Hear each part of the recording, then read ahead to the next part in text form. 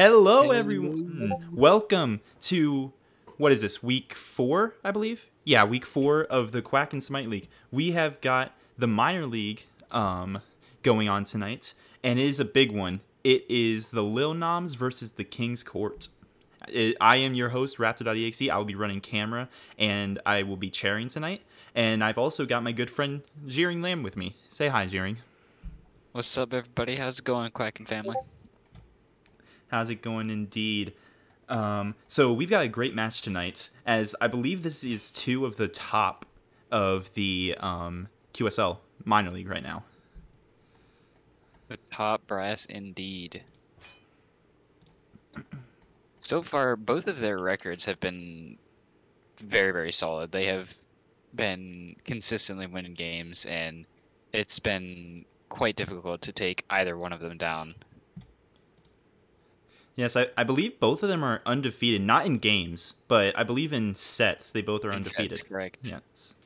Now, one of them's gonna have to lose that title. Yes, who is the true number one? But we have got this is going to be a fun match, and bans are already coming through. Pretty standard bans from what we've seen. Odin, Morgan, and then Sol and Set on the other side. It's on.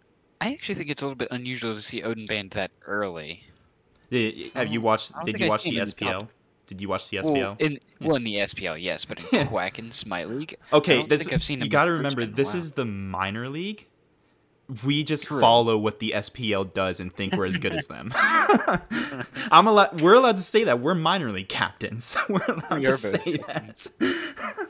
The Gilgamesh band, I 100% can see. That is extremely strong. Tiamat will also get banned out. I don't see Athena. The Fafnir hover, though, and it is locked in. How do you feel about Fafnir? Is it first pick worthy? If you're able to get a double ADC comp or high attack speed comp, then Fafnir can absolutely be a very broken setup. They luck in Ymir. Yeah, Athena is still open.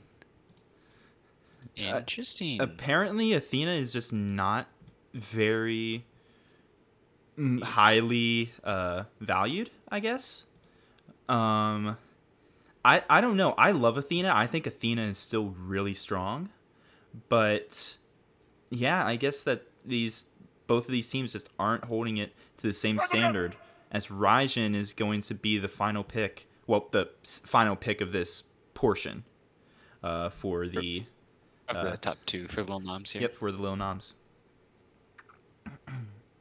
I've been seeing Raijin picked up a lot more lately. It seems like Giannis and Scylla have fallen down at least a little bit in priority picks for the mid lane. Raijin seems to be a pretty popular both for pick and bans. I've seen him banned out several times too. Yes, Raijin is definitely one of the stronger mid laners. I'd say right after Tiamat and Sol, she is right there. Or she. Tiamat, Sol, Tiamat, Sol, or Morgan Le Fay. I think that he's right up there with them. And yeah, I think that Raijin is just an overall strong title, pick. Ruben says. Yes, I did see that. I'm a little busy right now. I will change that as we get into game, I promise. And this pick is locked in. I was just had trouble finding it.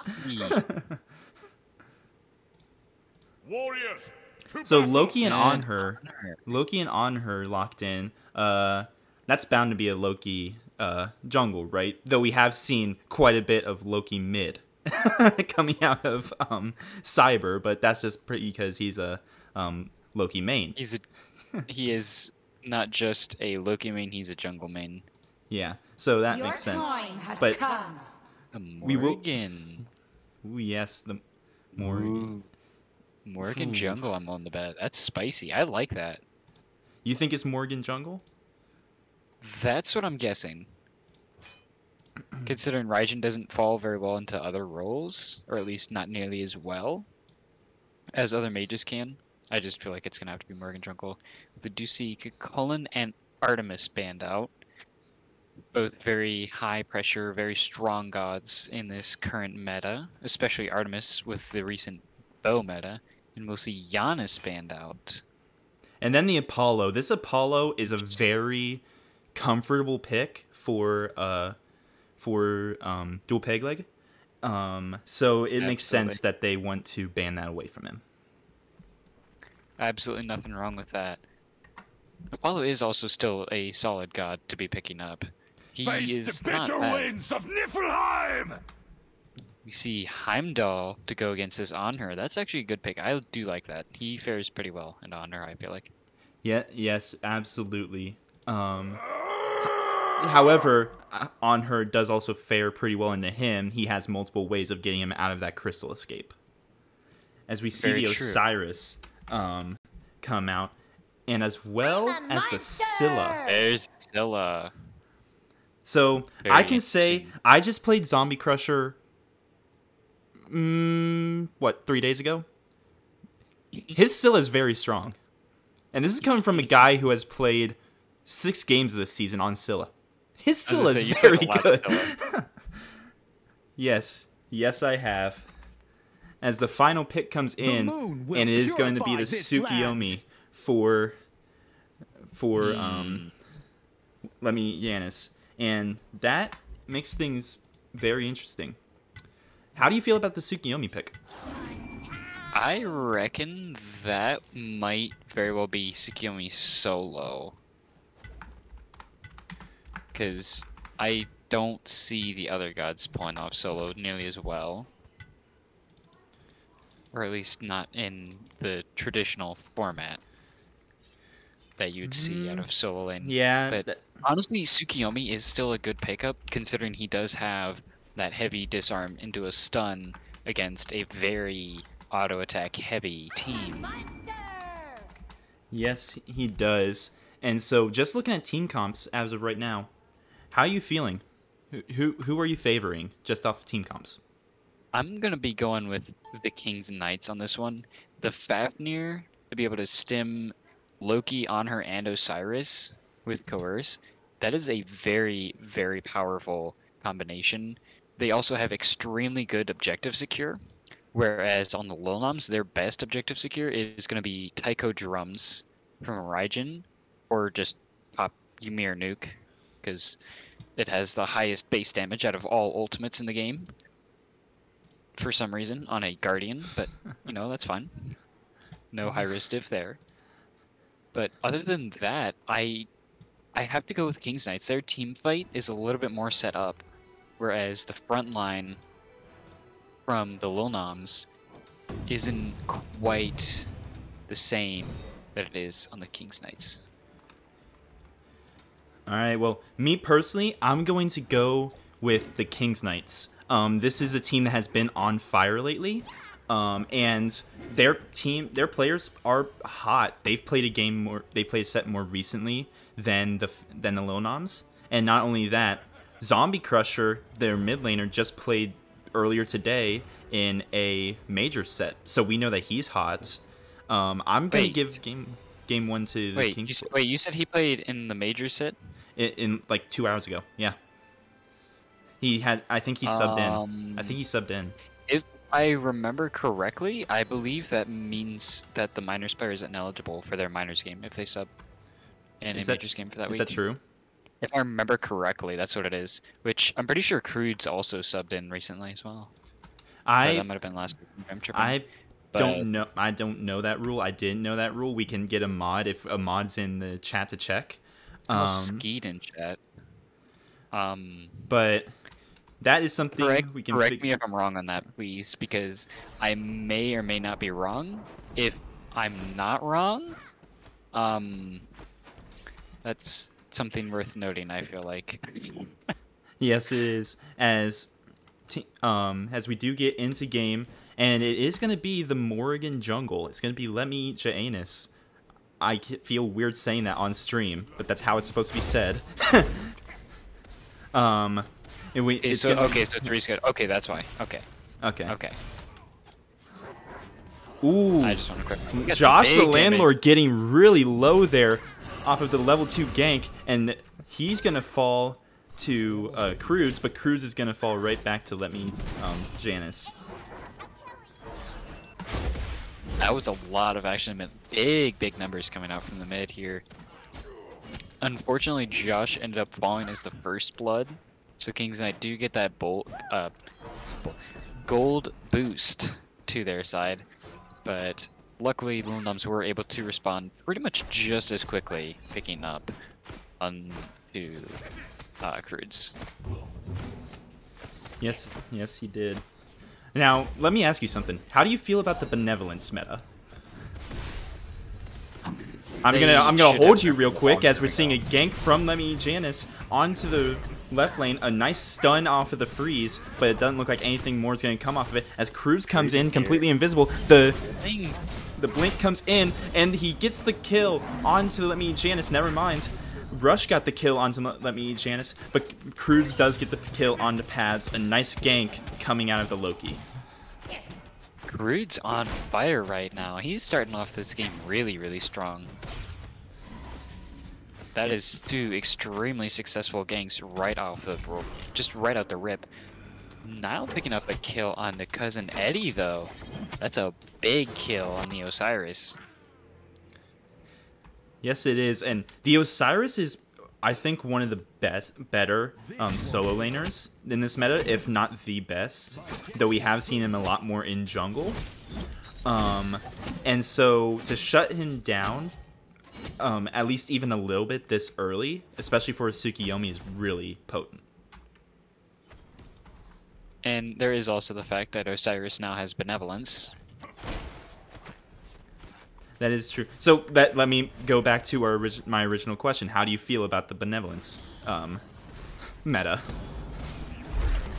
As we have another fight breaking out here, this time on the King's Knight's purple buff as it gets invaded.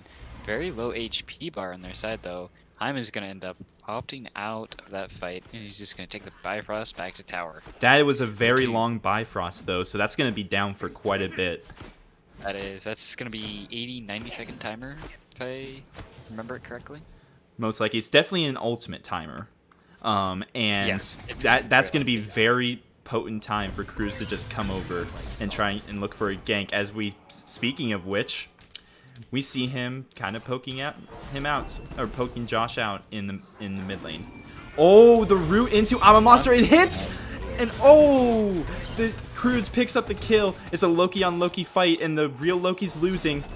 Oh, but the crush will save Cruz, but as Giannis falls. I can still do this. Oh, so unfortunate for Giannis on this Morrigan. He almost got that kill. Okay. Just answer the. Yeah, going back for the third time. For the third time, let's try this. Hold on. I'm gonna address chat really quickly. Okay. So yes, Majors players are allowed to sub in their minor league organization as long as they are not Masters or above, and then they do have the penalty of not being able to play in their Majors game for that specific week.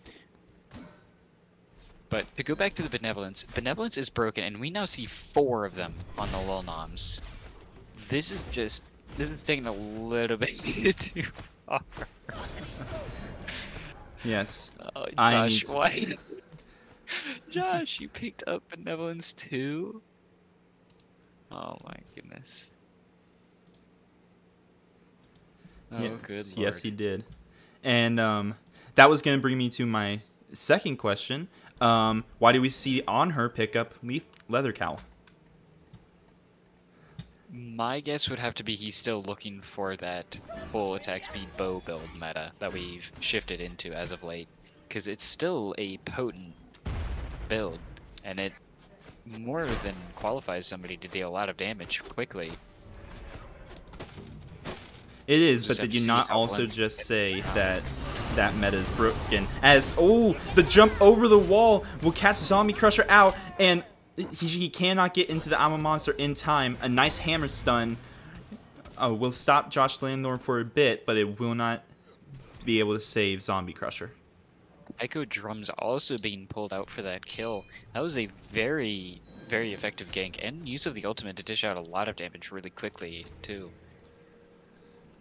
Seen a lot of great coordination from both teams so far. The ganks have been on point. As expected from the two teams that have just kind of stayed together.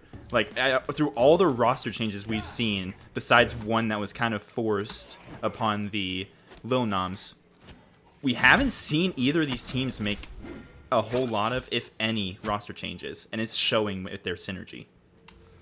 It absolutely is. They are playing together beautifully, and they're displaying what it means to have teamwork. Both sides have been getting on-point gangs. I'm not in their comms, but I can tell you, from what I'm seeing, their callouts are going to be on point, recognizing when something's going on. As Niles is getting a lot of damage onto Osiris once more, Cousin Eddie is going to be forced to pop Lord of the Afterlife to try and get away from Piercing Moonlight. Tsukiyomi not quite able to pick up the kill as he's on just a sliver of health, but without the mana, he's going to have to run. I'm a Monster pulled out as they're now diving under this tower, trying to get this solo kill. I'm a Monster not on point, but Loki will end up blinking in, and Cruz gets the kill onto Nile. But now Loki is in the area as Giannis this time. We see Morgan ult as Loki, and that will be another trade. Lil Noms will lose their solo laner, but as a cost, Cruz will end up getting picked up himself. But now, Sill's in a very bad situation. Zombie Crusher will end up falling to the Raijin. That's... I don't know how to explain that, because that was three people just showing up in... Well, it was two people catching Tubby by surprise at first. And then it was three people catching Zombie Crusher by surprise after that. There's just rotations all over the map. And it's really hard to keep track of. And as a spectator where you can see everyone, I can only imagine how it feels for these players. It's turning out to be a little bit of a slugfest. 8 minutes in and the score is 6-5. We've got quite a few kills coming out. Though, what I would like to point out is Cruz is 4-2, whereas Giannis is 2-2, but Giannis has a 1-level lead. I think that both of those are important, because Loki is much more of an early game snowball-y kind of god. Sure, he can still do things in the late, but he's much better when he gets going off in the early. His mid lane, or mid game, excuse me, is extremely potent. Being able to just ult in and assassinate somebody is extremely potent, but the burst that Morgan has in the late game, definitely a big benefit. You see the gank. Honor is going to be forced to pull beads as the perfect Humira comes out. He's going to pop the ult. Giannis will end up securing that kill on the rush as he will fall.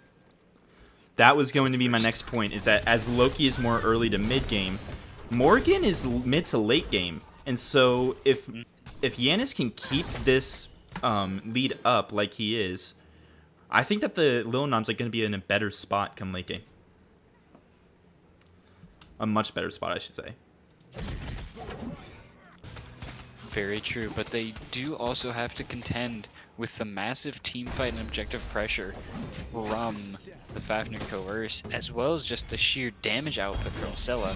So they're definitely going to have to be going into... Oh, we saw 2 Loki Assassinates coming out there. Lord of the Afterlife also being pulled.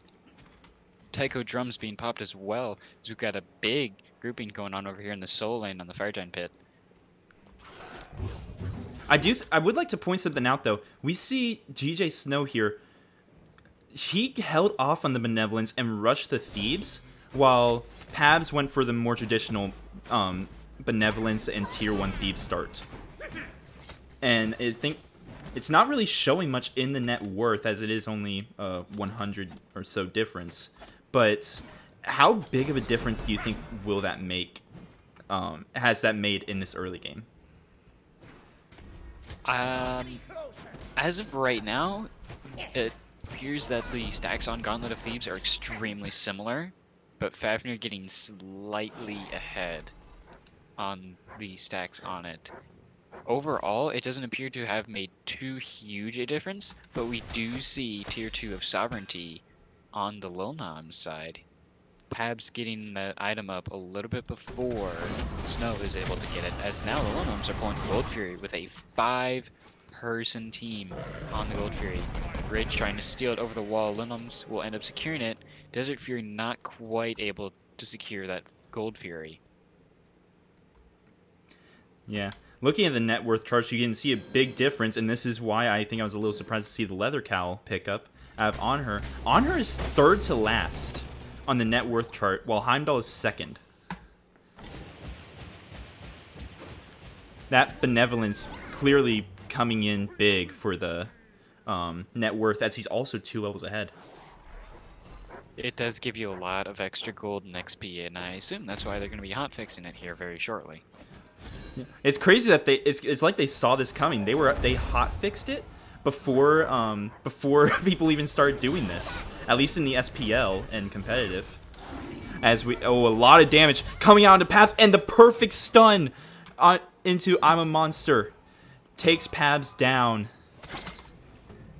And it looks like that's going to be the end of the engagement besides... Oh, never mind. Eddie looked like he kept chased, and now he's caught out, and he's going to fall to Tubby. The Changeling ultimate comes out into the assassination for Loki, and Josh Landler picks him up with the Taiko drums. They're looking to track down. It looks like they got a little split going between Snow and Crudes, but they're going to settle for the Pyro. Unless Crudes can come in here and steal it. He did not. They was secured by the little Noms, and that ends up being I believe that's a two for one objective, plus the Pyro going in favor of the Lil Noms. Big trades for the Lil Noms here. They got insane value. Yes, they did, and we can see it shown on the net worth charts. That's all red at the top, and ironically, the guy without benevolence is top of the net worth charts.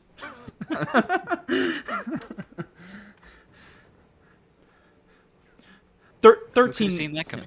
Yep, 13 minutes in, a 5k XP lead and almost a 5k gold lead. This, I think that the Lil Noms have a better late game than the Knights already, if they're even, maybe even a little behind. But they are this far ahead. I'm just expecting the Lil Noms to kind of just snowball really hard, and it's going to be up to the Knights to shut them down. I believe the Lil Noms teamfight late game isn't quite as good as the Knights, though. Looking at it, just the Fafnir sustain with the continued coerce, as well as just the sheer burst that they can get off of Loki and Scylla, or just on her Impale for that matter, they have a large amount of poke, burst, and sustained fight that they can utilize at multiple points, and they excel in mid to late game here. Because Loki is still good at that point. Osiris should be able to zone off the Heimdall without too much trouble as well. Whereas on the Lil Noms, the front line, the tanks are going to be a little bit more disjointed, not quite as potent. Pabs getting some great freezes though is going to be a key factor. The heavy CC is incredibly important, but Tsukiyomi and Morgan on the same team, they're going to have to pull off a really strong dive. As we see the gank coming out onto the solo lane now, because they're getting very low. We see multiple ultimates coming out. We see the Piercing Moonlight from Tsukiyomi to catch him out and get the kill. Yeah, and that's just really unfortunate. They're really targeting out Cousin Eddie on this Osiris. He's 0-3 and about a level and a half down. That is very unfortunate and not what you want to see on your Osiris. I just realized this. I think I saw it earlier, but I'm just putting it out now. We have Soul Eater as first item for Tubby Follower on this Tsukiyomi solo. I was not expecting that. You normally see the Soul Eater on, say, a Wukong. How does it feel on a Tsukiyomi in the solo lane? I think it was a little bit preemptive to go for it right off the bat, but so far it is providing worth. Since Tsukiyomi is able to get that lead, Soul Eater becomes an incredibly value item on him and works extremely well with him. He's able to utilize it quite well. Since he does have that basically level and a half, 2-level lead, he's going to be able to continue pressuring this Osiris, and the rest of the Lil Noms are taking note of it. and they're applying that pressure where they already have a lead. And effectively, they're just going to be able to continue playing off of where they're strong. Because they're just picking up rotations left and right. They have the objectives right now. And it's getting harder and harder for the Kings Knights to contest. They're getting into a little bit of a deficit. So if they want to get themselves back into this game, they're definitely going to need to go ahead and pick up some of these objectives and get a good team fight or two in. We are seeing full groupings starting to come around this Primal Fury. Though Cyrus just backed, and I think that the Lil Noms saw it as they immediately start to rotate over towards this Gold Fury. It did not take them long at all to start moving that way. Yes, and We got some Kings coming out as well. They are ready for this fight. Got the dance going on. Ymir looking to keep them out of it. They're trying to prep for a steal rather than a fight, though. You see, I'm a monster coming out a little bit early, and Noms and promptly drop it. Fafnir ulting as well, as we see a lot of trades coming out. Knight's getting a little bit aggressive now, jumping in on top of him. Tsukiyomi ulting in onto the backline. Crude's taking a lot of damage, gonna have to pop the invis. As we see Taiko drums come out as well, and it will be Lord of the Afterlife coming out. No, it was not. Never mind. I'm sorry. I'm wrong. Rube will end up picking up Snow as we see Raijin jumping in. Now will end up picking up a kill, as well as Rube getting the double kill, and Giannis will end up picking the 4th. Onto Cousin Eddie, as now it's just Zombie Crusher left alive to try and steal this Gold Fury, but he doesn't have I'm a Monster up, so it's going to be very difficult to try and get that. He wound up picking up the kill onto Pabs though, but now he's getting hit. Giannis taking a little bit of damage. He's going to be forced to go ahead and back out. Blink coming in from Giannis, and the crashing Thunder Strike will end up securing the kill for the Dia side. That is a huge grouping fight for the Lil Noms. I'm so glad I didn't say anything, because otherwise I'd be calling Caster's Curse. I was about to say that Paz was so low pretty much since the beginning of that fight. I don't know how he survived. And then Zombie Crusher comes in, hits a Sikkim off the Gold Fury, and just ends his life. But I saw the low health bars. I'm like, is that Crush gonna get a kill or two? it almost killed the two we see on this screen right now, Yanis and Josh the Landlord. But it was a great attempt from Zombie Crusher. You can't fault him. But in the end, it is still a 5-for-1 trade, plus a Gold Fury going in favor of the Lil Noms. And that just takes this team comp that's already kind of snowballing even further. Absolutely. And they also got Scylla beads out of it as well. They did. However, it did cost Josh and Tubby's beads in that fight, as well as the Morgan's blink. But I don't think the Morgan cares, or Tubby. They are 3 levels ahead, and then Josh is 2 levels ahead. They just have a massive lead at this point. I don't know if those relics being down necessarily are a big issue, at least for the time being. They certainly don't have to worry too much, because they're already grouping for the Fire Giant. They have a considerable gold lead as well as XP lead. They're grouping up for this fire. It's 19 and a half minutes in. Ymir blinking in. Pabs going in for the aggressive play, because now the Lil Noms are less interested in the fire and rather trying to force this fight. They're diving hard on them, as we see Tsukiyomi ulting in, now going in for the kill on Crude's able to get that stun, and Giannis wanted to pick it up. The beautiful kill. Last minute catch, as we see through the realms coming out as well. Rube will end up picking up Cousin Eddie in the backline. Zombie Crusher trying to pop on Monster, trying to escape, but now Rush is the one taking a lot of flack. Josh Landlord will end up picking up Rush in the backline. Rube will end up picking up another kill on the Snow at the back of tower, almost at Phoenix, and now the hunt is on. They're just going to be shredding through this Phoenix. Yes, they are, and I want to correct something real quick. That was Yanis's I'm a Monster. Zombie Crusher was already dead. Zombie Crusher was already dead. And they are going to end right here. They're going for the end. They're all dead. They're going to get this end. They are shredding, and that's going to be a 20 and a half minute game. That was a very, very quick snowball right there. It really was, and that's... you heard me laughing there right before that last team fight. It's because freaking Ymir blinks in, gets stunned out of his freeze. He's just walking around getting body blocks by minions. Then he turns around and just autos the tower once, and it dies. That just had me cracking up. But then, okay, I'm back to serious now. Then you just saw this entire team fight, and it was the leads. That's really all it was. It was literally just the snowballs coming into play, as we do have the stats for you all to see. And whew, it's a doozy. That I think that the junglers, looking at the junglers' damage, that is what tells the entire story. Which is strange because Cruz is 4-4 still.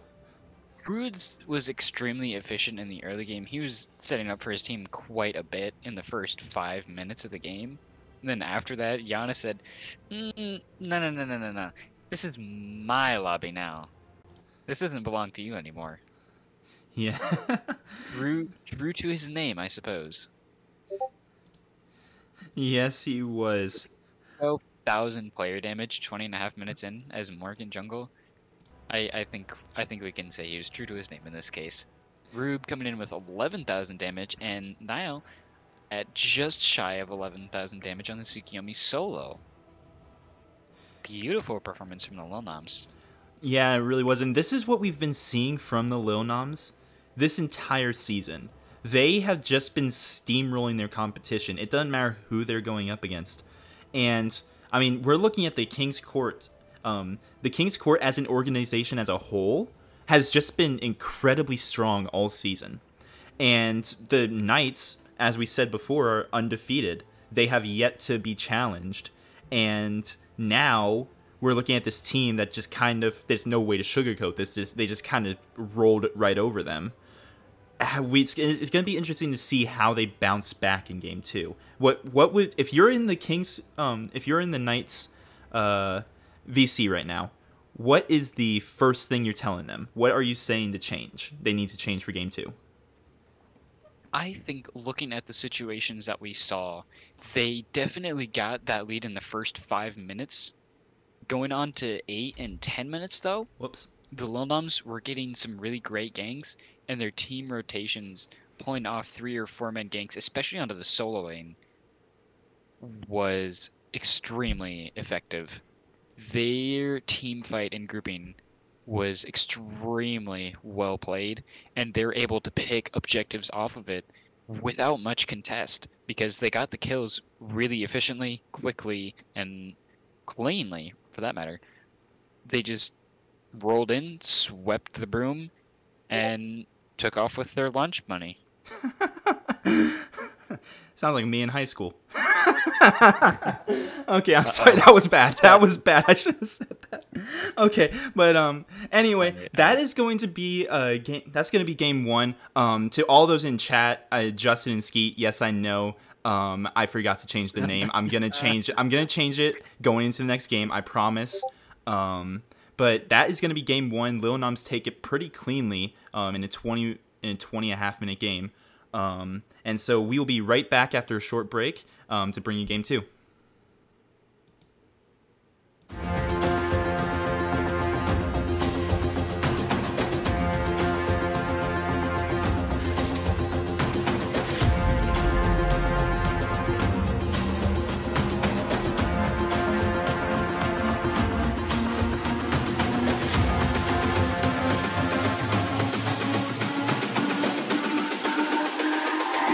It's all about humanity. About humanity.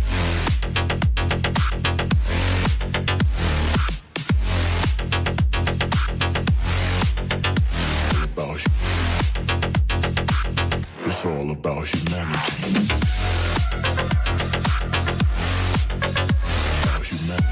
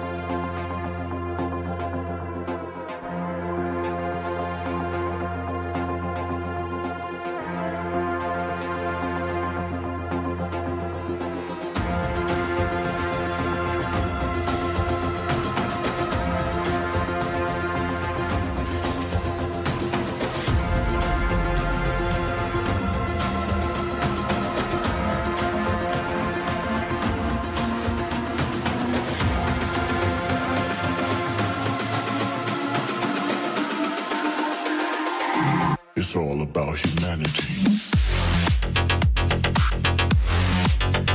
About humanity.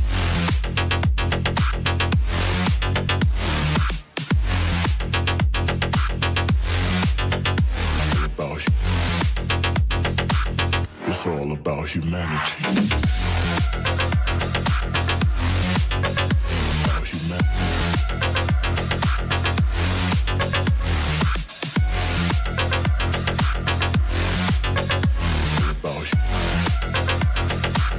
It's all about humanity.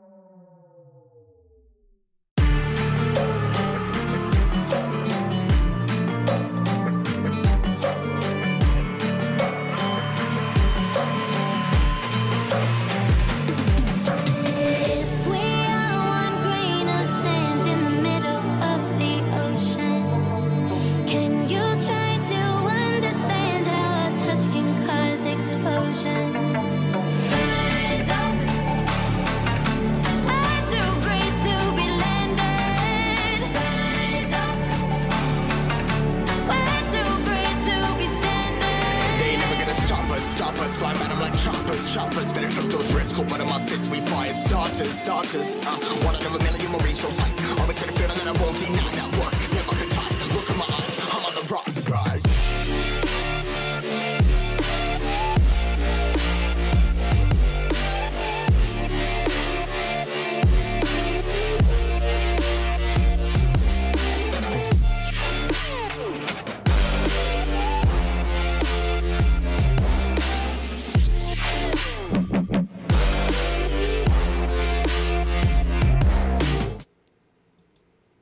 Welcome back to the QSL, guys. We're here with Game 2 of the the Lil Noms and the King's Court. And Game 1, there's no really way to put it. It was just kind of a beat down. I'm still Raptor.exe. With me is still Jeering Lamb. And we are back for Game 2. And I'm not going to lie, Game 1 was kind of a snowball. It was going well for the King's Court in the first 5 to 7 minutes, but once it hit the 8 to 10 minute mark, Lil Noms just started picking up the leads. They got small advantages in lane and started pressuring into objectives, and it just took over from there. Although, as we're going into game number 2 now, we have the picks and bans starting. The Lil Noms banned out Soul, followed by the King's Knights banning Tiamat, and the Lil Noms go with Morgan Le Fay, and the King's Knights will actually ban the Morrigan. Looks like they had enough of that from last game. Yes, they did. And there you go, bud. There's the right screen. I forgot to change screens. There you go. I mean, I was doing just fine, thank you. You were, yes. But we were also lucky enough that they were going really slow. But looking at these top 4 bans, the Morrigan is a respect ban the last game. We saw Lemmy Yanis pilot that really well in the jungle. That's other than that, do you think that the Morrigan is worth a ban? Because I don't think that they would first pick it. You could, if you were really that scared of it, you could take it away yourself. I don't normally think of Morgan as a top 3 ban, but I can absolutely see it as a bottom 2 ban. Another one similar to that is Fenrir. I don't normally think of him as a top 3 ban, but he's definitely not bad. And the King's Knights will ban Raijin. Yeah, Raijin, obviously a respect ban. We saw Josh the Landlord pick that up. We saw Josh the Landlord pick that up and play it really well. And speak of the devil, fortune teller, it's Gilgamesh. I'm like, wait a minute, I don't see Gilgamesh. Oh. Then I saw it pop up on screen. I'm like, oh. Well, there's the Giannis. There's Artemis. Two also really strong picks. They are very consistent. The only question is, are they going to be able to utilize it well? Giannis is extremely high pick and ban, especially in SPL, because of his ability to rotate so well around the map, and Artemis just has that insane teamfight ult. Just blank in, click 4, and then the entire team just can't move. Speaking of entire team can't move, we have Odin, followed by Loki, it looks like. Yeah, Odin is also going to be extremely effective because Giannis and Artemis are going to have a little bit of trouble getting out of that. Giannis is going to have to stand directly next to a wall to try and get out of that cage. Yeah. That's normally not a boxing match you want to take. Yeah. I'm not going to be honest. I think that if you have watched my team play, we struggle against the Odin. We don't know why. We just really struggle against the Odin. And we've seen Odin get a lot of play in both the SPL and lately the QSL. Obviously, it's just a strong pick. But it really just seems like he's a strong pick because of the ult. Is he really just an ult bot, or does he bring that much to a team?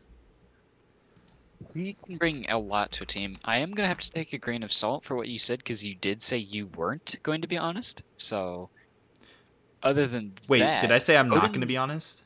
Yeah, you did. But on top of the cage, Odin's Bird Bomb has quite a bit of burst potential, as well as his 3, the first tick, does still give I believe it's 30% attack speed stim to the team. And with Gilgamesh Loki, you can put that to good use. And speaking of Teamfight Gods, though, we see Ganesh coming out from the King's Knights. Yes, it is the Ganesh, but it's not the Ganesh I want to talk about. Why is Jean Kui banned?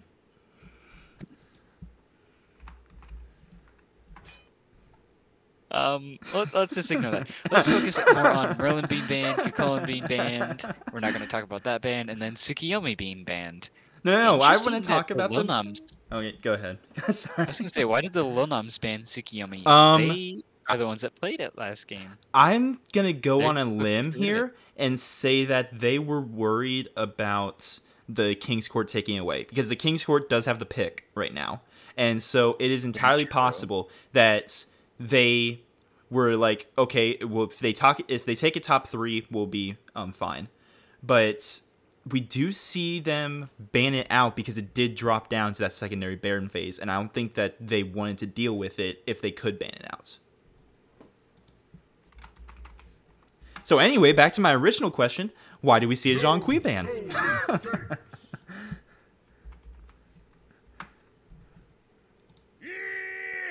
I can tell you my theory, but I just want to know, why is Zhang Kui banned?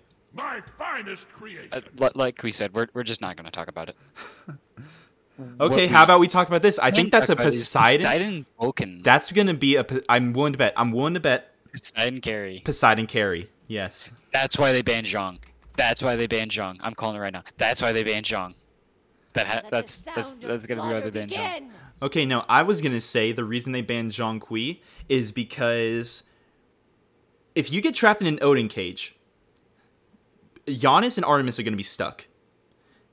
Zhang Kui can just blink in and ult, and they cannot avoid that damage at all. That was going to be my reasoning for banning the Zhang Kui.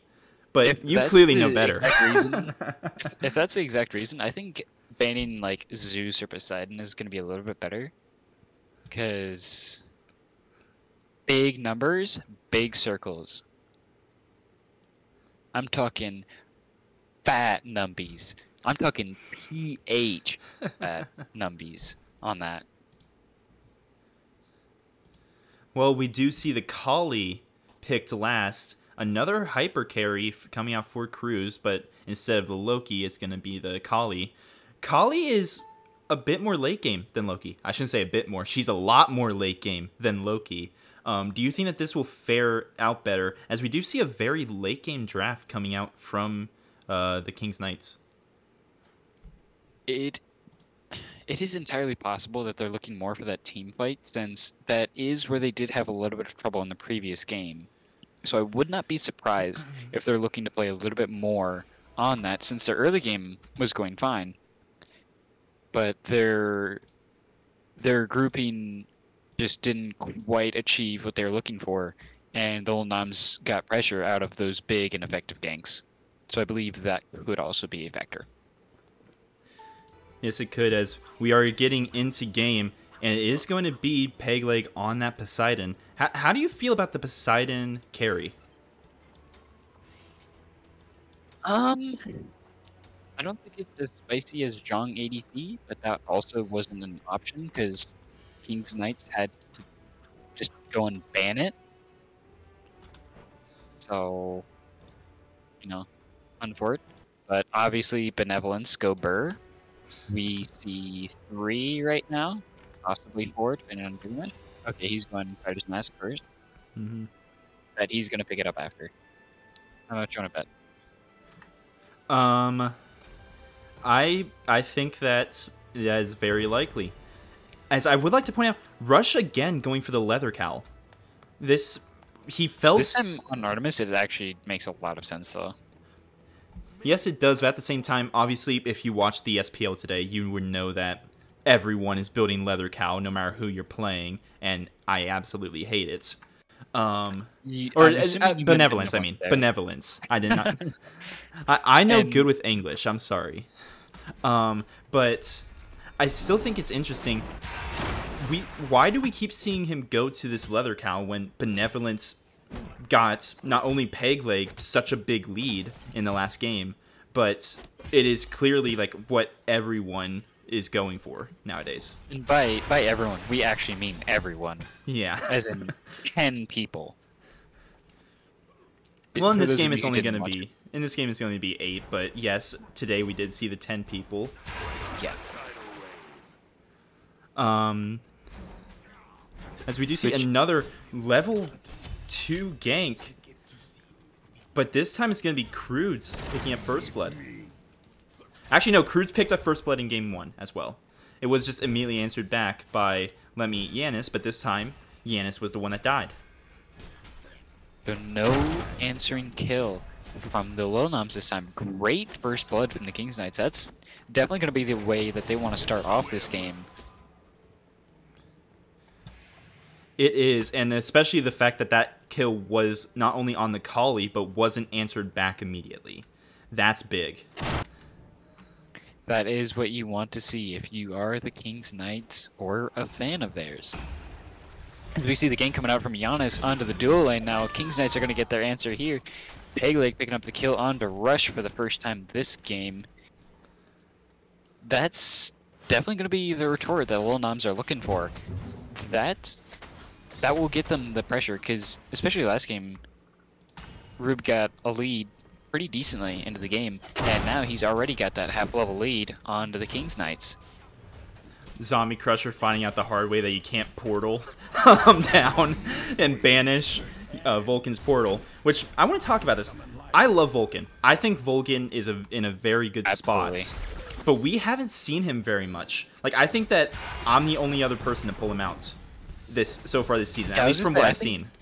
I think you and I are the only people that really play Vulcan anymore, except for obviously right now. But Yeah. I So don't see him too much. He's why- not bad though. Yeah. So why do we? If both of us agree, maybe we're just biased because we are both mid laners with strange god pools. I'm a jungle main raptor. Thank you. Okay, Little but, known fact, not even my own team knows this, but I am a jungle main. Thank you. okay, but you faced me in mid. We were talking about mid lane when we had dinner the other night. I'm gonna say that you're a pretty experienced mid laner. We both like Vulcan. We both think Vulcan is in a good spot. Why do we not see him ever? I think it's less that Vulcan is good, and more the fact that he's just not quite the best. That has to be the answer I'm gonna go with. He's definitely not bad. It's just his movement is limited to his backfire, which isn't exactly the greatest movement ability. And other mid laners are able to do a little bit more. Scylla with the Crush with I'm a Monster just has way more burst potential than him. Giannis has the rotations. He can get around the map so much quicker than Vulcan can, even with the extra movement speed from his passive. There's just other options. And as that poke artillery mage that he is so good on, other gods are just able to do it better. As Crude's jumping in, popping the ultimate to pick up Josh in under tower, actually. Other Crude's is in a little bit of trouble now, as Giannis will end up picking up the kill. So we did see the Through Space and Time come out there to help Zombie Crusher escape, and that did end up saving his life. Although Crudes did perish, he did take down Josh the Landlord with him, but we still see Josh having that 1-level lead, and I think in large part, again, because he rushed Benevolence, while both Zombie Crusher and GJ Snow are holding off on it. Or no, GJ Snow did do it, he just bought his second, technically, still. That's... My OCD is kind of going off on that. I'm not gonna lie. But anyway, Very, very unfortunate. again, we see this Benevolence coming into play, even though Josh the Landlord died and Zombie Crusher has 2 assists, he's still ahead. Granted, it's only by half a level, but again, Benevolence go Burr. Benevolence does go burr indeed, but only for 2 more weeks. Thank goodness it's only for 2 more weeks. Unless the changes aren't enough. Nice hotfix. Yeah, Unless we get a nice little hotfix. they're not gonna do that. It's high res. It's high res. What do you think that they are actually gonna do what the community wants? Can I get a low res diff in chat? Can we make that an emote actually? We need to make that an emote. Hashtag low res diff. And there we see one of the gimmicks of Vulcan. He can just put his turret there at the XP camp and it's soloed it. I want to see what is he leveling? He is leveling that turret, which gives it a ton of power. Yeah, level 4 turret is gonna be soloing camps at this point in the game. Yeah. It's really strong. Unfortunately, yeah, Vulcan just doesn't quite have the same burst that other mages do right now. He can continuously output a lot of damage, and he can certainly poke somebody quite well enough, but unfortunately he just isn't able to quite compete to other mages. Kind of sad, because I love Vulcan. I think he has a great kit design. Just not quite where he needs to be the best. Okay, this just coming in from Lotus TTV. Pon Pon says August 11th, aka 5 days, will be the hot fix for it. That's 4 days. From today, at least. Crew's picking up a kill onto Giannis, as we saw Earthshaker coming up from the Vulcan, as well as the Assassinate from Giannis, and the Odin Cage went down, as well as Crude's popping ult through space and time, and Dharmic Pillars all being dropped. You can basically just say, were they in the fight? Their ultimate is down. That's basically what you can say right there. Although, the interesting part of it is, the King's Knights were the only one to get a kill in that engagement. Yes. Which I honestly don't have anything to say. I don't know where I was going with that. I'm not gonna lie. Makes you feel any better? I don't really know either. So let's just move on and talk about this solo lane matchup that we haven't really touched on, and we didn't really touch on in game 1. But Tubby versus Cousin Eddie. This Gilgamesh versus Cerberus. Gilgamesh obviously is just Gilgamesh. We've seen him a lot. Haven't seen a whole lot of Cerberus. If I'm being completely honest, from what I've seen, we haven't seen a whole lot of Cerberus. How do you think this matchup goes? I feel like it also comes down a little bit to the playstyle and variance of the builds as well being a factor.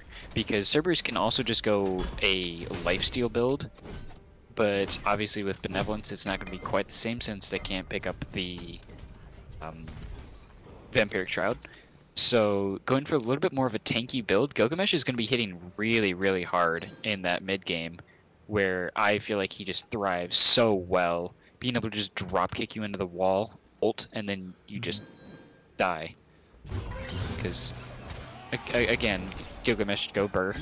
He has a built-in animosity, which he's going to be able to pick up an animosity of his own late game. So his late game is just going to be getting stronger. Loki is going to be really solid late game. Vulcan has great poke. Odin Cage is going to be insanely good setup for the team. Poseidon has the Kraken. King's Knights pulling the Gold Fury casually uncontested. Well, Noms had no clue it was even there. That was a little bit of a sidetrack moment. Well, you blended it perfectly. It's a nice job. I was like, wait a minute. I see a bunch of people over by Gold Fury. Are they pulling gold? I'm like, I don't know. I don't see the camera over there, so I'm just gonna keep going on about how Gilgamesh is still broken. What? Speaking of Gilgamesh, can we note the fact that Gilgamesh has 2 tier 1 items now? This was the katana was his item. The katana was his and then he's going into Frostbound of his own accord. Yeah. Which that makes me curious. That makes me curious. We know, okay, so obviously a normal solo Gilgamesh would sell that. But this is the little Noms we're talking about. They have Skeet as their owner. They just love to troll. Do we see the Gilgamesh actually build onto this katana, or do we see him sell it? Genuinely, stone cutting would also still be an option. Stone cutting isn't horrible, as we see the Odin Cage come out, as well as Dharmic Pillars coming out onto this Vulcan. He's super low. Earthshaker being popped will end up securing the kill onto Snow. Through space and time coming out, not able to kill Charles the Landlord though, as he portals back and around. Unstable Vortex trying to find the kill, but Kraken comes out just in the nick of time to save him. Zombie Crusher will end up falling. No kill there. Crude's trying to jump in and secure the kill onto Josh, but he's 3 levels down. He's just going to be peeled away by Pabs, and there will be no kills left to pick up. That was beautiful recognition from Pabs on this Odin. One of the reasons I think that they picked up this Ganesh into the Odin is because Ganesh, if you didn't know, his dash can go through player-made walls, so he can get out of that Odin cage. GJ Snow dashed into that engagement, so as soon as he saw him dash, Pabs jumped in, and immediately put the ring down, and GJ Snow was just dead. There was nothing he could do at that point. I think another note that I personally think is extra spicy. Ganesh can silence An extra spicy the Odin meatball as well. If you time the knockup from either the meatball or the knockup from Ganesh, you can pull him out of his jump, and it goes on cooldown. That is So, if they time that right, that's extra spicy. that is an extra spicy meatball, even though he's not playing the skin. Unfortunate. Um, Josh, you're throwing. Meatball Maestro. but I don't know why that's not the actual name. I don't even know what it is. Is it Chef Vulcan? Whatever the skin name is. We do see a rotation here as Tubby Follower is over here looking for the red invade. An unstable vortex is sent out trying to secure it. It's not going to. But Pabs is falling very low. The ring catches too, but it's not going to be able to save him. The Earthshaker though does hit a rush, and that's just the dinner bell for Pegleg. As we do see, I can't tell if that's stasis mode or pause, but we do see a pause or something come out here in the game. But that as soon as Pegleg saw that Artemis go low thanks to the Earthshaker, he immediately just went in. Especially because Artemis had already ulted. So she didn't have too good a way to get out of that. Through space and time, once again coming out just to help Zombie Crusher escape. But we do see Pegleg coming around the back. Kraken is down. Which means that there wasn't much threat onto Zombie Crusher. Unless he was just completely out of position, but he's a Giannis. It's kind of hard to do that. Or just land the tidal wave, and that's 600 damage for free. How much damage does that do at this point? I want to know. It does quite a hefty amount. 70% of your magical power. He's at 245 right now, so that's about 600. Yeah.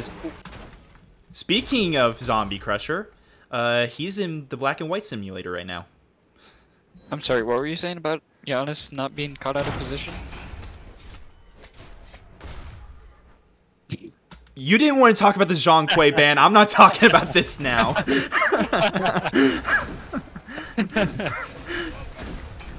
In any unfortunate case, Zombie Crusher did get caught out of position, and unfortunately, he caught the gray screen for it. Yes, he did. And we're seeing a level lead it come out in that mid lane once again for the Noms. And then of course 2 levels again in the carry lane for Pegleg. Again, I'm calling Benevolence diff for that. But Or the fact that everywhere he's else 3-0. Yes, but Benevolence diff still. He'd only be one easily. level. He'd only be one level, one and a half levels ahead. Easily. Yeah. Easily. But we do have a fight coming out over this next Fury. It's going to be a big dance here as everybody is in the area. Noms are going to be trying to pull it, trying to force the fight. Just damage testing, seeing how the Knights are going to react. Pabs is taking a lot of damage though, so they're going to have to act on it quick. As Crude's taking a so massive much amount of damage coming from that turret. They have to get out. Now Odin is going to be jumping in and just walling them off. Ganesh are going to be popping Dharmic Pillars. Earthshaker coming out to try and secure Crude's in the background, but not quite able to get it. Through space and time will end up coming out, as well as Winds of Shamash. Cousin Eddie will end up picking up Pabs, as now we have a very, very low HP roast on the Artemis, and he's going to have to fall to Josh as the damage comes out. Pegleg getting extremely low, because then he would end up picking that kill onto him, as pretty much all of the King's Knights are getting a little bit low, except for Zombie Crusher who just got back. Zombie Crusher will end up picking up Giannis though, as we see the Gilgamesh blinking in now, not ready to give up this chase just yet. As turret from Vulcan is going to be going on to the Oracles, but not quite the enemy team. But we do see the dropkick from Gilgamesh, and he'll end up just jumping back to the Oracles to continue pulling those and get the information coverage. As we see a great steal from Zombie Crusher. He got both Oracles. That was it. That was really well timed. It really was. What changes that fight is that Pabs, unfortunately, just was not able to catch Rush in that Odin cage.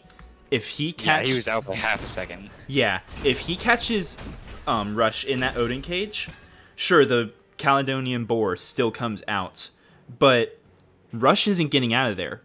He's going to take a ton of damage, and Pabs isn't going to be forced to chase. Yes, Rush still fell eventually, but that was 5 seconds later than he would have. If that cage comes down onto Rush, that team fight goes completely different. It also doesn't help too much that King's Knights don't have a Phantom Veil. Well, Ganesh is still level At least 10. not yet. Ganesh is still Right. level 10. Not He's yet. going to be picking that up in 2 levels. Or at least I hope so. I would hope so too. Be a bit odd decision if they don't. I'll put it that way. Normally, you would see a pickup of that relic into an Odin. Okay, Skeet confirming that it is unfortunate. Instead of the Vulcan, Josh was gonna go Zhang Kui, and then they banned Zhang Kui.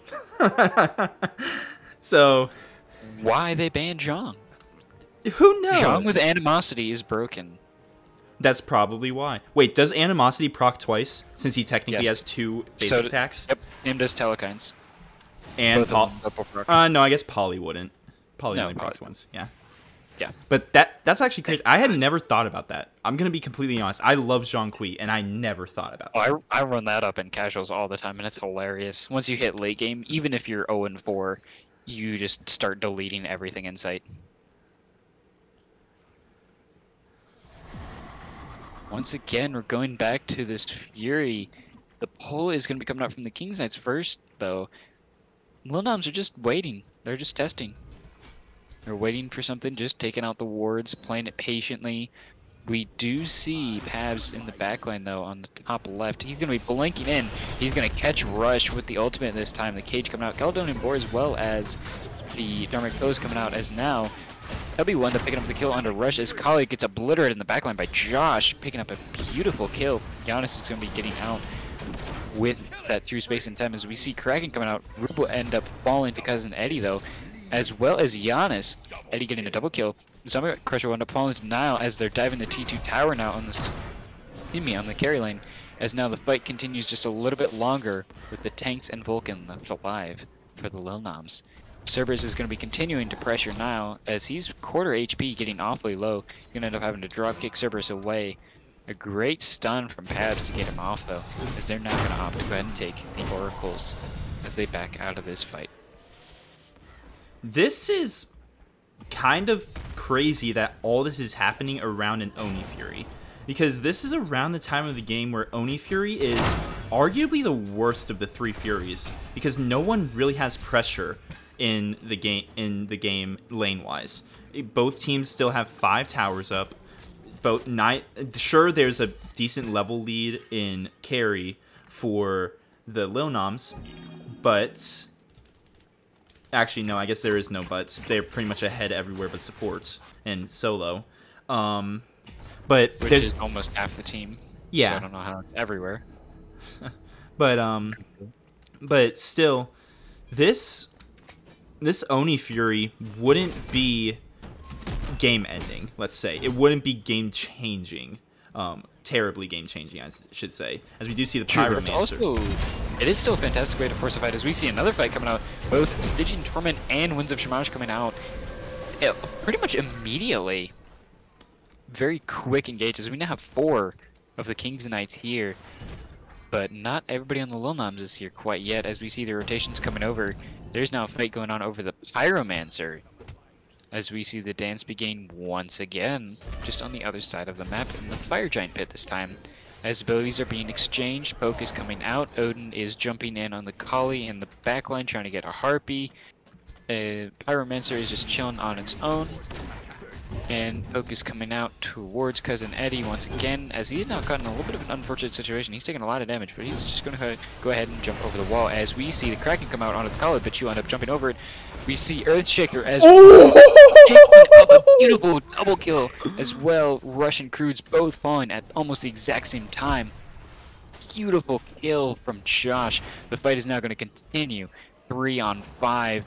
The Noms getting a big lead now as they're blinking in to secure the kill onto Snow. Super low in the backline, not quite able to pick it up though, as well as the Cerberus. Cousin Eddie's gonna have to get out of that. Zombie Crusher ended up using through space and time to escape from that situation too. Yeah, Vulcan hit that point, and if you don't know what that point is, you don't know Vulcan. Vulcan is just at that point, where his ult will just wreck you if you are at 75% or below health. If I remember correctly, I believe he procced Soul Gem off of that ult, so that should have been somewhere around 14 to 1500 damage, if I read the numbers correctly. Yes, well, we did see it do about 1030 base damage as Pabs just falls, and massive damage again onto Rush. The egg is coming out a little late for him, but Cousin Eddie looking to take down Josh the Landlord. Egg is coming out. The King's Knights do take down the Oni Fury, and Unstable Vortex just a little late, but Cruz will take him down, and with Josh being his target, he will heal up a little. Yanis coming down. Gets a kill, but then he falls, and it's just Tubby left. Oh no, Pegleg has come back. Pegleg is coming back from base, and massive damage onto Snow. He could take him down, but Cousin Eddie's right around the corner, as well as Rush, but Rush is still really low, and they're just going to run away from that engagement. And ultimately, was that a 3-for-1, I believe? Yes, 3-for-1. Yeah. That was a huge re-engage from King's Knight. It really was, and that was all Eddie and Snow. Because Rush and Zombie Crusher were taken low almost immediately because they were both hit by that Earthshaker. They were both at like 25% health at the very beginning of that fight. But Snow and Eddie pushed the backline away so far that not only did they run into Cruz, which ended both Yanis's and Josh's lives, but they could not follow up on the low health carries, which was massive for that fight for the King's Knights. So massive props to Eddie and Snow for that fight. Eddie, Snow, and then Cruz blinking in on the backline as well. Beautiful job from them. That led Zombie Crusher and Rush pretty much to start free-casting towards the end of that fight. After the Earthshaker came out, they didn't have a whole lot of trouble. Loki was harassing them a little bit, but they were still able to get out without too much hassle. And that is a lot of damage. Yes, Loki... Yanis did pick up Zombie Crusher in that fight, but he was not able to find Rush, and arguably Rush was more important in that fight because Zombie Crusher had already used his ult and his Unstable Vortex. So all his damage had already gotten off. But Rush just has that consistent damage. True, but that's a 30% cooldown Giannis, and especially with one of them being Chronos Pendant, that Unstable Vortex does not have a very long cooldown. As we see, the Noms are actually starting to pull Fire Giant backing off once they see the King's Knights here to contest it. That was a very ambitious pull. Looks like the fight will continue to go on. Pab's now in the back line of the King's Knights. But they're not quite looking to engage just yet. They're just going to be clearing out wards. Just overall getting themselves a nice little control over the Fire Giant pit, as now they're engaging onto Snow. He's taking a massive amount of damage set up from the dropkick coming out as well. Beautiful damage that they're able to just continue jumping in on him. Now taking that a step further, Hero's Advance coming out almost to the back Harpies, as now they're deciding to back off. They got their poke on Snow. He's first to back. They're going to be able to pressure them out and just start pulling the Fire Giant very shortly. Yes, they are, and Now let me ask you this question. Who do you favor in these late game team fights, as we do see both teams have these late game carries in the Vulcan and the Kali/Artemis? I'm gonna have to go with the Lil Noms here. Really? Yeah, they're the massive amount of damage that they're able to put out is just a little bit stronger than the Knights are able to put out. As we see Odin Cage and Winds of Shamash coming out, Jocelyn, we're under picking up Rush right outside of the Fire Giant pit, as now Crude is taking a lot of damage from the Odin. And now Josh is here to put some damage. Kaliel will end up being proc to try and kill Pabs, but Rube will end up getting the kill onto Cruz. He'll end up falling now, getting very low. He's going to have to jump out with his advance. Earthshaker coming out, dealing half the HP bar of Zombie. He has to get out of that one or risk taking another gray screen. And that is another 3-for-2 engagement. And I'm seeing a theme here. I'm seeing a theme of what the Lil Noms need to win. If Pabs can get a good cage onto Rush, and Rush dies in that cage, the Lil Noms win that fight. That's what I'm seeing, because that's exactly what happened in every single fight that the Lil Noms have won. And then in every fight that they've lost, he tries to get the cage onto Rush, but can't find it. And so if I'm the Knights, I'm telling Rush to stay as safe as possible until that Odin cage comes down, and then they fight. But at the same time, that can hurt them because you don't want to play too safe and conservative, because that can also hurt them. They have to find that balance. They do absolutely have to find the balance, and they do also have to consider just bursting down the Odin as well before he can get off that ult. Obviously, it's going to be pretty hard when he just jumps in on the back line. Not really a whole lot that they can do to that, but it is going to be important to start controlling that, because it is absolutely causing some problems for the King's Knights in this situation. And we do see the Noms getting a little bit of a gold lead here. They're starting to pull ahead. That's 3.5, almost 4k gold, and 5.5k XP lead. They are starting to pull ahead. This has been an extremely close game though so far. It really... Both playing phenomenally. I'm just watching the Loki farm and listening to your beautiful voice talk. Meanwhile, Dual Pegleg's getting a kill over here. Brood's once again going back to Fountain. He's taking another shopping trip, it looks like. Giannis picking up a kill on the Rush in the backline, all the way on the duo side of things, as now up by the other side of the map on blue buff. We've got an engagement coming out. Cousin Eddie taking a stun from the Odin Spear. And they're not ready to drop this engagement yet. Lil Noms are still looking for pressure as we see the jump come in. Winds of Shamash and Odin Cage coming out right at the same time. Earthshaker coming out. Oh, massive damage! Rube picking up a kill onto Cousin Eddie as now Thermic Pillars are coming out as a last attempt to try and save his own life. Ganesh will end up falling to Rube as well. Snow will go back out of this fight once more. Now the Lil Noms, they've taken their kills. The Knights are licking their wounds. Now it's time to take everything on the map.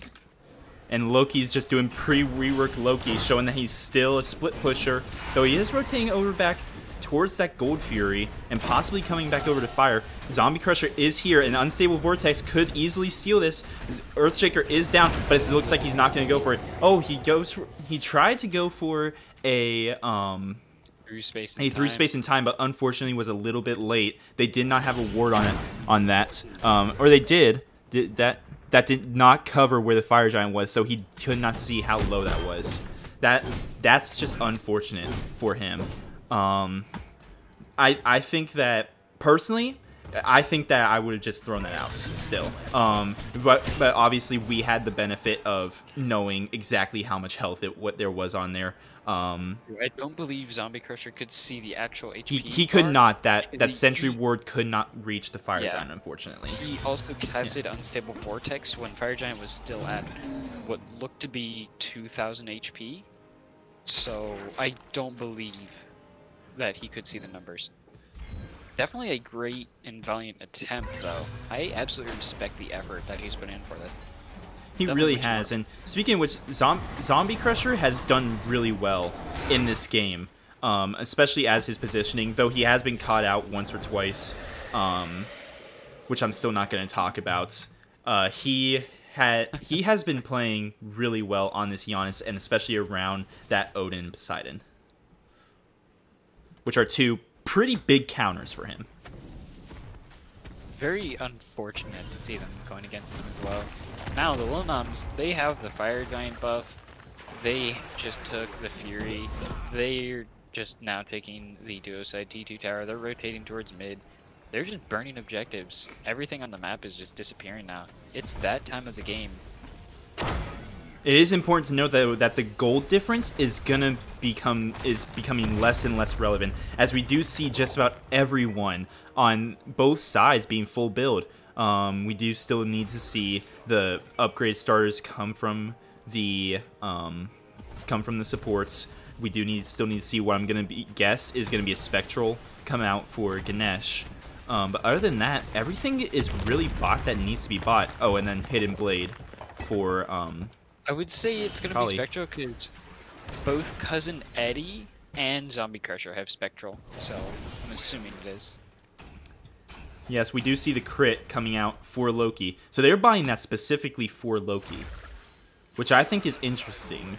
That okay, I guess it's not that interesting that Zombie Crusher's picking it Makes up, sense. but yeah, I guess it doesn't make sense. Forget what I was just about to say, even though you don't know what I was just about to say. So forget it. We do see a siege coming out onto this mid Phoenix, though Loki is split pushing left Phoenix. This is a 5v4 engagement. Stygian Torment coming out as well as the Dark Pillars, but that just does a tiny bit of damage. Oh, what killed Pegleg though? I did not see Pegleg anywhere. Cruz dies because of the burst damage. Yanis getting caught out here by the Caledonian Boar.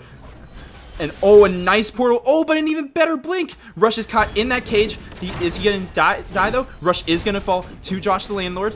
Yanis has gotten away, and unbelievable. What started out as a sketchy fight for the Lil Noms, they turned around and they are looking for kills still, while Josh the Landlord takes down this Phoenix. I mean, you said it yourself. They caged Rush, and then they got the advantage in the team fight. They got the 1-for-2 and both Phoenixes. Never mind, 1-for-3. There goes Zombie Crusher. This could be game. They are going Still to end the game. They are follow. looking to end the game. Earthshaker does come out, 500 plus damage onto the Titan, and that's going to be the game. That's going to be the set 2-0 victory for the Lil Noms. That was a beautiful turnaround from the Lil Noms in game number 2. That started out a little bit unfortunate as the first one to fall in the team fight over in the left lane. But then the Lil Noms just turned it around. They caged Rush, and then the Knights lost the team fight. They ended up losing 3 people for just the 1 pick. They lost both the mid and the duo side Phoenix. And then Titan just fell too quickly for them to be able to keep up with. Yeah, I mean, I don't want to say I called it, but every single team fight where they caged Rush, they ended up winning. Or they took Rush out of the equation, they ended up winning. I think that there was one fight where they didn't need to cage Rush. Rush just got soloed by Giannis over there in the left lane while the rest were fighting around Fire Giant. But it's weird to say that an 0-8 Artemis that containing an 0-8 Artemis was the win condition for the Lil Noms, but that's exactly the truth. Every single fight they got a good cage and were able to take out Rush on this Artemis. They ended up winning. And shout out to Pabs, man, for finding those cages. Pabs, other than that first cage around that first Gold Fury fight, all of his cages were on point. On point finding that Artemis. And it's just really unfortunate for the Knights because they were playing so well, but they just could not play around this Artemis Vulcan combo well enough. The Artemis Vulcan combo? Odin Vulcan combo. I'm sorry. Dude, it's 10:45. I'm not even tired. My English is just not good. But why was English good in the first place? English was never good. It was forced into us. Exactly. It was forced into us back in 1492. Taking a look at these game 2 numbers, though.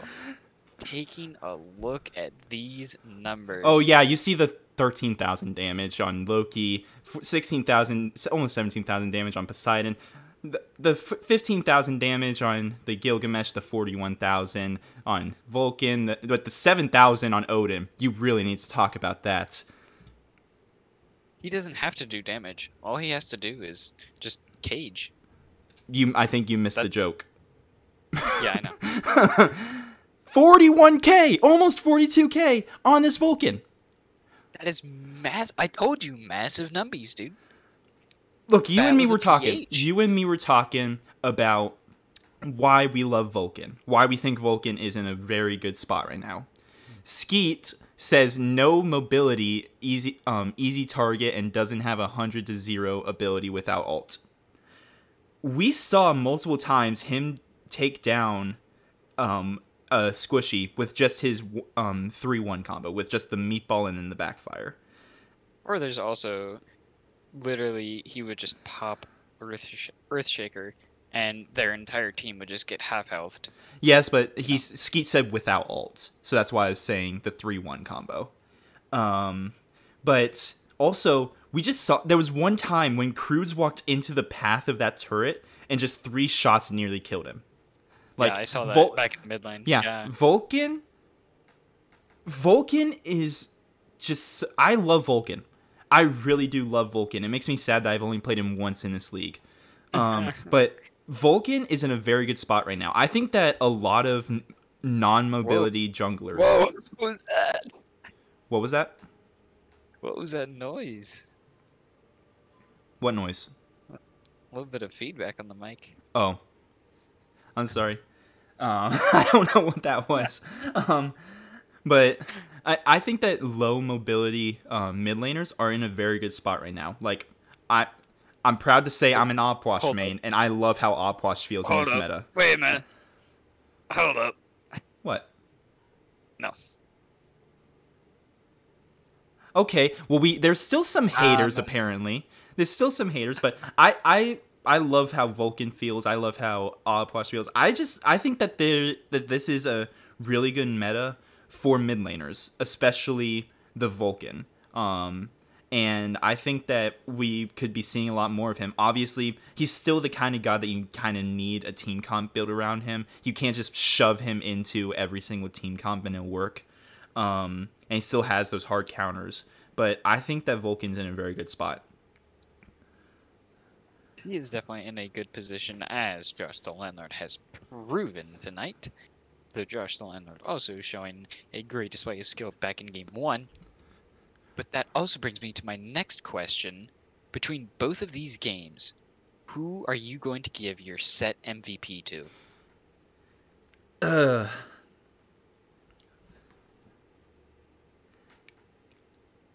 Okay, so a part of me really wants to say Pabs. Because Pabs, as I said, played really well in both these games. And he really played that facilitator that the gods he's played, the aggressive facilitator, where you just run at someone and then set up your team for the big damage. That's what the Ymir and the Odin does best. He played those extremely well. But you cannot just deny the impact that Josh the Landlord had in both these games. So I'm going to say Pabs is a very high honorable mention. But for me personally, I cannot give it to anyone but Josh the Landlord. Honestly, I really can't argue with either of those assessments. Both of them played phenomenally. Obviously, Giannis, Pigleg, and Now all played beautiful. Their roles were filled out exactly as they needed to do. I just feel like Josh the Landlord and Pabs in this set just played a little bit above and beyond. They just put in the work. They really did, and like I said, it was really hard to pick between them. I really wanted to give it to Pabs, because as I said, Pabs played his role phenomenally. He did exactly what he was supposed to do on both the characters. He literally just Ronda Rousey the entire backline. He really did. He just dropped the cage match, and it was done in less than 30 seconds. That's all it took. He really did. But at the same time, Josh just did such a good job. He made such a big impact that you really can't deny him this MVP. in my opinion. This is my opinion entirely. But I just cannot deny him the MVP just because while Pabs had a massive impact and he played so well, Josh the Landlord played almost perfectly in my opinion, and his impact shows it. And so I just have to give it to Josh. I really do. Yeah, I can't argue with that. I think that is a perfectly good assessment. He went above and beyond the call of the mid laner to just dish out the damage, and he spoon-fed them a mouthful of just pain and gray screen. It was just impossible to get around that. There's no other way to look at it other than the fact that Josh the Landlord just dished it out tonight. He covered all that you needed to do. Yeah, he really did. And so congratulations to the Noms. They take the set 2-0 and they stay undefeated. Kings Knights staying. This is their first loss in the season. But they should not look down on this game, especially that game 2. They kept it extremely close until it just got out of control. But this is a very good game to look back on and learn from. So, Jiring, any final words? Off the top of my head, all I got is GG's to both teams. The Lil Noms and the Kings Knights played beautifully. That was an amazing set to watch. It really was. With that, that's gonna be it, guys. This was the second set of the day.